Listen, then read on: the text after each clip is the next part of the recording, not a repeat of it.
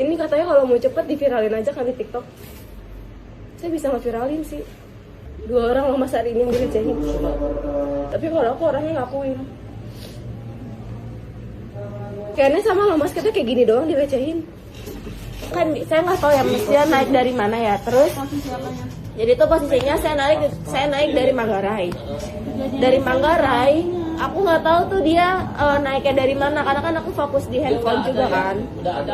Iya mungkin dia udah ada atau gimana gitu kan. Nah terus abis kayak gitu saya pikir tuh itu tas, karena jujur tas dia tuh ngadep ke depan Mas.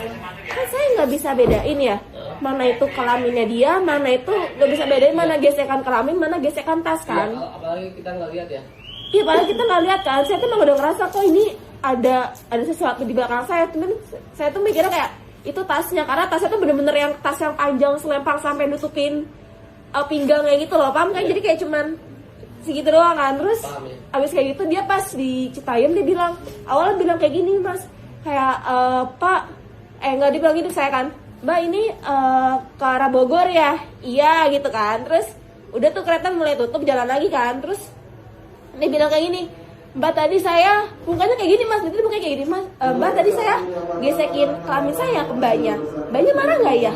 Kayak gitu, literally mukanya tuh bukan yang kayak Mbak minta maaf ya Mbak, tadi saya nggak sengaja atau apa kayak gitu, mukanya kayak gitu kan, harusnya panik kan. Malah ngakuin. Terus habis itu dia bilang kayak gini, Mbaknya marah nggak ya? Terus ya marah lah saya gituin kan, saya ngendanya kayak gini nih persis Mas. Terus orang sebelah saya tuh cuma nengok doang, saya tuh udah makin dempet kan, karena kan dia mau ngomongnya makin nggak dekat ke saya. Terus kayak gitu dia bilang ini, ya udah deh Mbak salaman aja. Tuh saya giniin, loh kok salaman, nggak usah Pak, orang Bapak habis ngelecehin saya ngapain salaman, saya gituin kan. Orang-orang sekitar tuh ngeliatin saya doang Mas, itu dia cuma ngeliatin doang, nggak ada yang bantu sama sekali. nggak ada Mas, padahal depan saya tuh bapak-bapak lagi duduk dan nggak tidur, cuman kayak nengok ke atas doang main HP udah. Terus saya kayak, lah kok nggak ada yang ngebantuin saya. Akhirnya karena nggak ada yang ngebantuin saya, respon tubuh saya kan mau nggak mau saya nggak dekat ke sebelah dong. Sebelah saya kan cowok kan, saya mulai dempet banget Mas. Bahkan saya tuh nyolek yang cowok sebelah tuh kode gitu loh, tolongin kayak gitu, nggak ada yang nolongin. Sampai akhirnya saya ambil Cilebut, diturun di Bojong, ya udah saya kira lapor kan ke sini. Padahal kalau tadi turun di Bojong masih sempat, tapi belum juga sih ya.